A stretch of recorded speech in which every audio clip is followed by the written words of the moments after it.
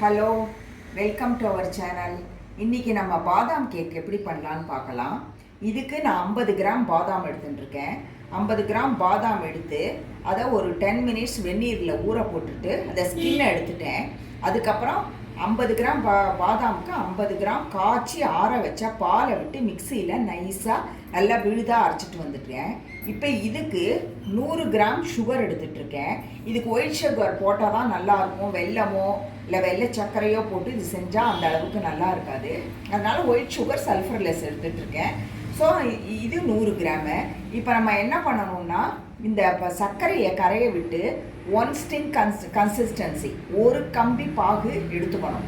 அதுக்கப்புறம் இந்த அரைச்ச விழுதை ஊற்றி நம்ம கிளறிட்டே இருக்கணும் சிம்மில் வச்சு. ரொம்ப பெருசாக எரிய விட்டோன்னா அடியில் பிடிச்சி போயிடும். ரொம்ப நெய் தேவையில்லை. இறக்கிறதுக்கு கொஞ்ச நாள் முன்னாடி 2 ஸ்பூன் விட்டால் போதும். இதுக்கு நான் இதை உங்களுக்கு பாகு வச்சுட்டு எப்படின்னு காமிக்கிறேன்.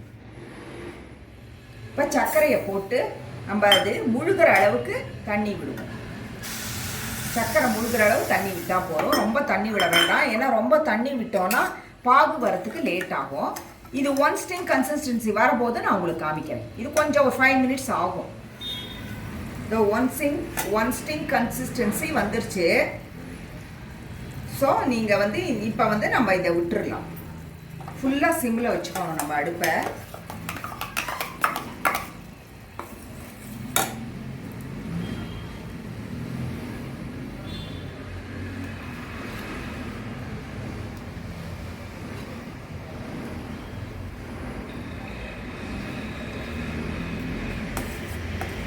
நம்ம இன்னும் கொஞ்சம் கெட்டியாக விட்டு இன்னும் 10 மினிட்ஸ் ஆகும்.